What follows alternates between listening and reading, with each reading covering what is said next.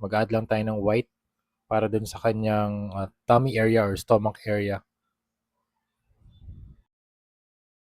Yan. Para pag nag-paint tayo ng blue, mas vibrant yung color blue.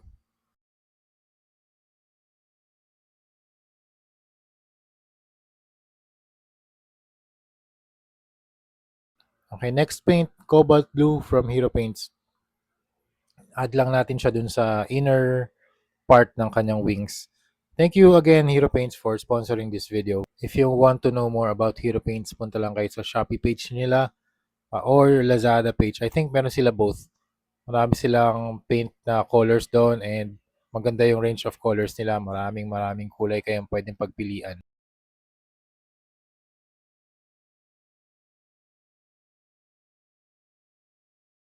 And then next color, turquoise naman. Add lang natin siya dun sa mga parts na gusto nating i-highlight. And also, dry brushing ulit yung process na ginagawa natin dito.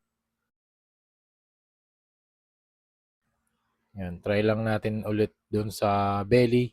Kasi mas lighter yung belly ni Charizard X.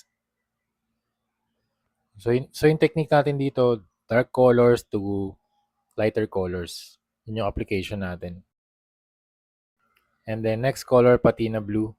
Para lang magkaroon ng additional layer. Mas light pa yung i-apply natin. So ang darkest color na in-apply natin for blue is cobalt blue, and then turquoise, and then patina blue.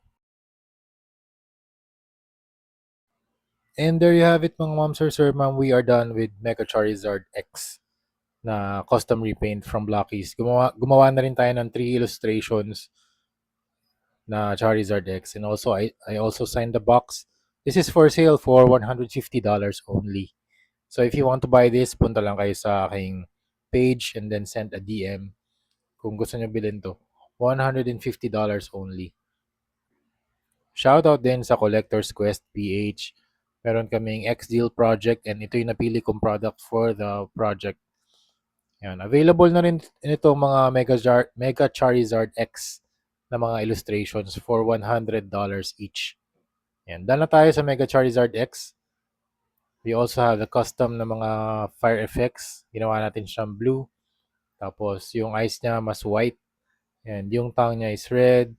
So overall scheme is black and blue. So yun yung ginawa natin dito. And also, we added some additional sculpt para mas sharp yung features ng kanyang horns and some parts of the wings.